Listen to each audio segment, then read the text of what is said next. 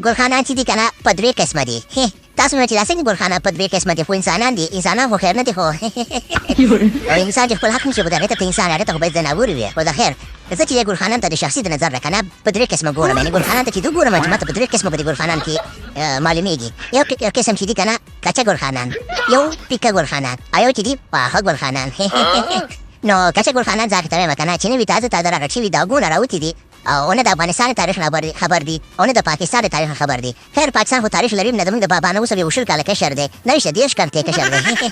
اوس خیر نو هغې ته زه وایم کچه ګلخانان چې نه د افغانستان تاریخ خبر دي او نه د پاکستان. او پیکه ګلخانان زه بیا هغې ته وایم که نه چې وایي منظرما ټوله زما نه دي، نه د دین دي او نه د سادین دي. چې کوم خوا د تله درنده شي په سمای خوا ته ټوپ کړي لکه د شینډه شي خوندې، چې د افغانستان خوا د تله درنده شي دې خوا راټوپ کړي. موږ افغانان یو لکه د شینډه شي خوندې.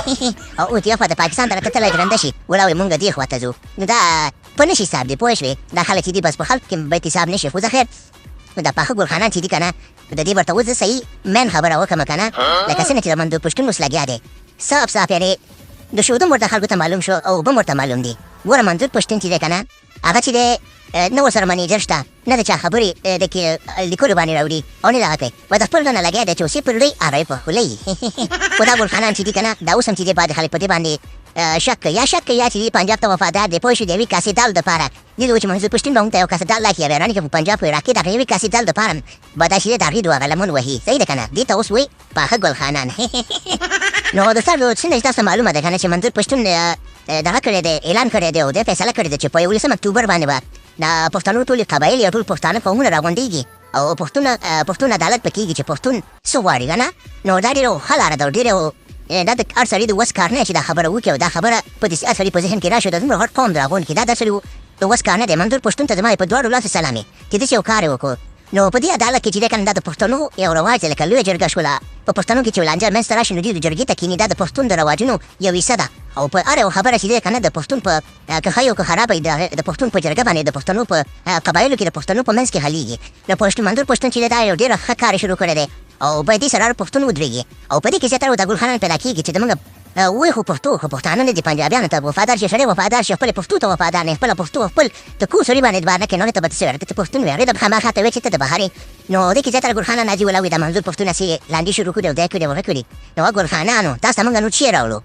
الله مې دې معاف کړي، پوه شئ. په توبه مې توبه تاسو ته خو نه بل پیغمبر نه راځي که نه، وراویښ شئ نوره د خپل حق وغواړئ. تاسو لاړ شئ پاچاوړه ته، تاسو لاړ شئ وزیرستان ته، تاسو لاړ شئ کوټې ته، تاسو لاړ شئ چې خبره د پښتنو ځیځن ته لاړ شئ، قبایلو ته لاړ شئ چې په هلته څومره ظلمونه کېږي.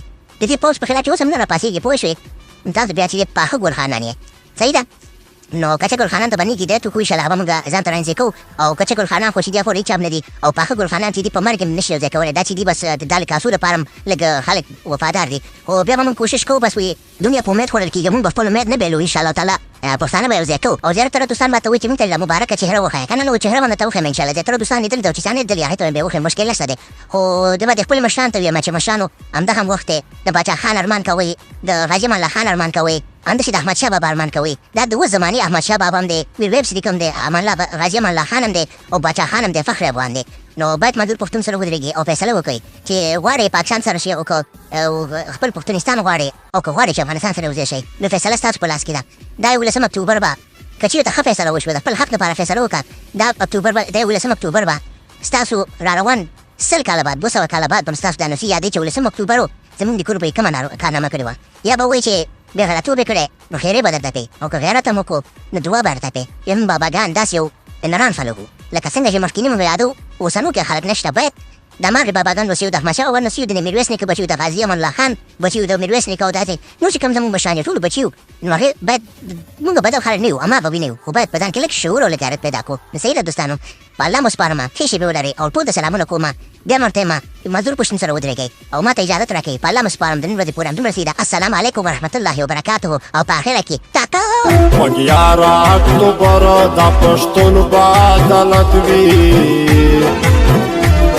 په تور پنجاب ورځ په پنجابیانو قیامت وي.